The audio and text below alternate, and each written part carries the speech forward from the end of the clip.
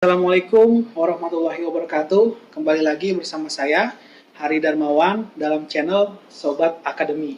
Satu channel YouTube yang khusus membahas mengenai hal-hal seputar perguruan tinggi dan juga perdosenan.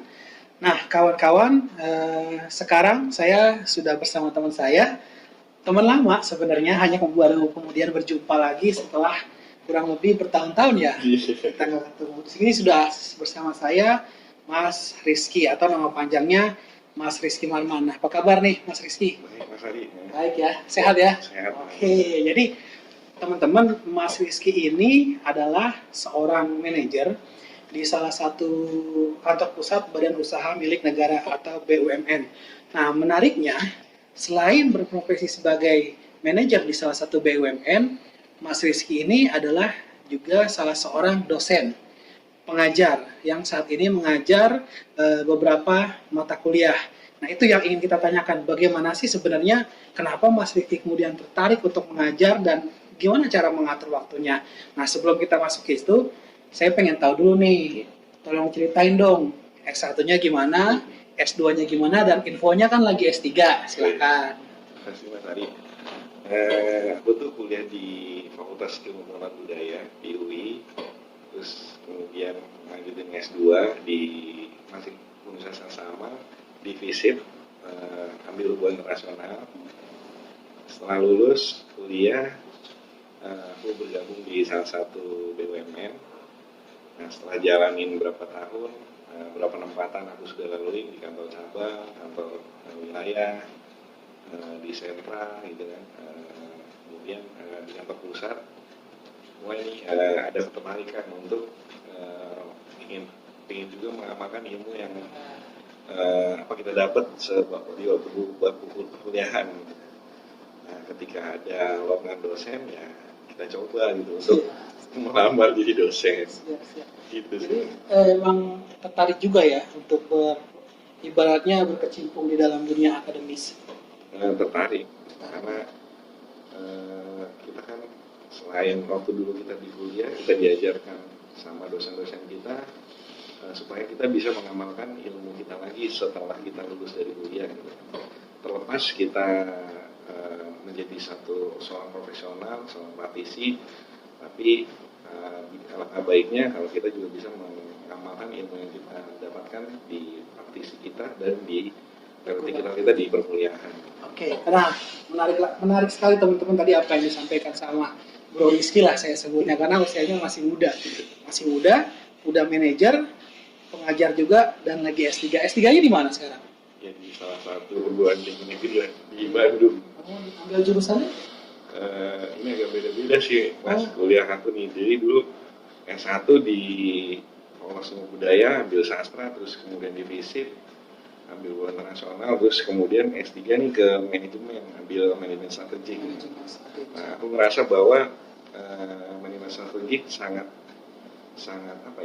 correlated dengan suatu perusahaan, di mana perusahaan ini apalagi BUMN harus ada beberapa keputusan atau kebijakan yang diambil secara strategik gitu.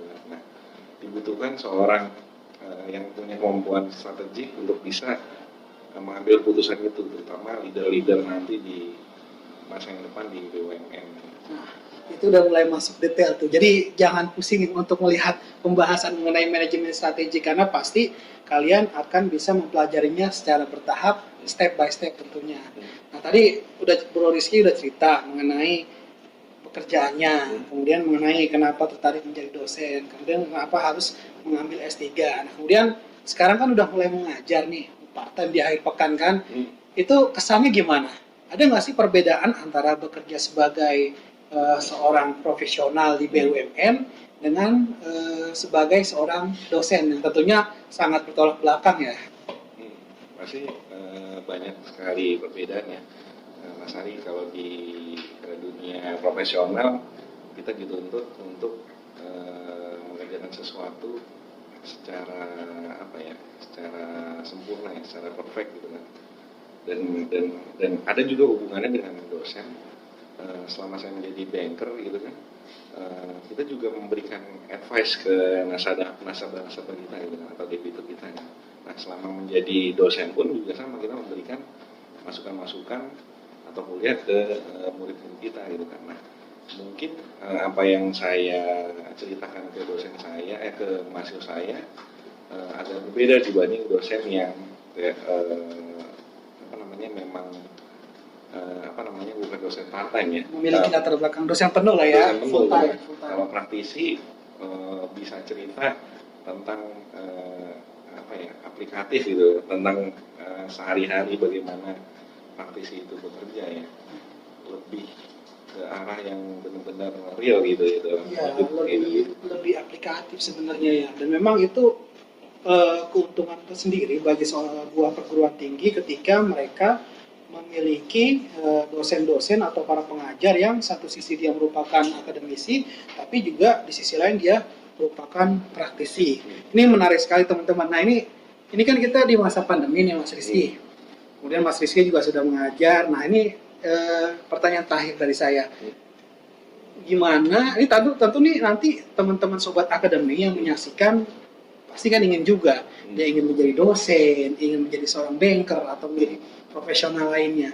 Gimana sih gitu caranya supaya rekan-rekan nanti sobat akademi yang saat ini ingin mengambil kuliah S1, S2 ataupun S3, dia juga bisa berkarir dalam dua profesi yang berbeda.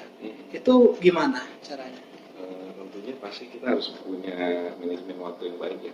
Jadi kita harus membedakan antara kehidupan saya, contohnya saya sebagai banker, saya lakukan itu di waktu kerja weekdays, dan di weekend saya saya pergunakan waktu saya untuk mengajar gitu, untuk saya dedikasikan ke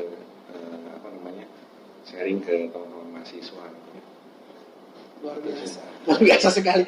Jadi teman-teman sahabat akademi, jadi begini, sebenarnya segala sesuatunya, goal atau tujuan yang ingin kalian capai, insya Allah akan kalian dapatkan ketika kalian akan mengerjakannya secara sungguh-sungguh, kemudian bisa memanage waktunya sesuai dengan prioritasnya masing-masing. Nah ini sebenarnya yang kerap kali menjadi PR bagi para mahasiswa yang seringkali terbawa arus santai, menunda-menunda tugas, atau ujiannya tidak maksimal. Ini yang sebenarnya harus kalian hindari, karena jika kalian ingin menggapai tujuan tersebut, ingin menjadi seperti Mas Rizky, tentu kalian harus memulai stepnya satu persatu. Nah, oke, mungkin itu aja Mas Rizky sementara yang ingin kita obrolkan. Tentunya kalau teman-teman sobat akademi juga perlu tahu, Mas Rizky ini selain banker dan juga akademisi, juga sering menulis artikel atau tulisan-tulisan yang dimuat baik di media cetak maupun media online. Dan nanti mungkin bisa di-share di channel YouTube kita. Oke, terima kasih Mas Rizky. Oke, sekali lagi Sobat Akademi, semoga kalian sehat selalu dan kita akan segera bertemu lagi dengan sumber-sumber lainnya. Jangan lupa untuk like dan juga subscribe channel ini, karena kalau channel ini berkembang, insya Allah kalian juga akan mendapatkan hal-hal yang sangat manfaat. Sekali lagi terima kasih. Kita tutup. Assalamualaikum warahmatullahi wabarakatuh.